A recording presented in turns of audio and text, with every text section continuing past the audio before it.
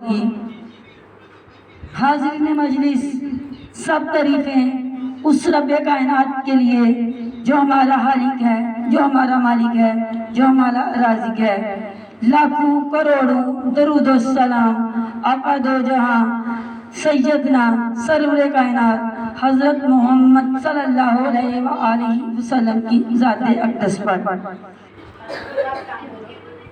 میرے آقا علیہ السلام کے چار یار، میرے آقا علیہ السلام کے چار یار، 2 سسر اور 2 داماد۔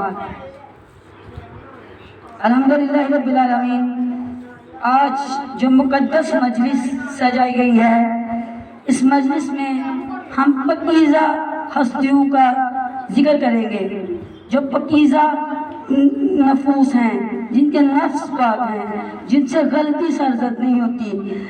حاضرین مجلس، میں ان کو پاکیزہ نہیں کہہ رہی کہ وہ اہل بیت کا گھرانہ۔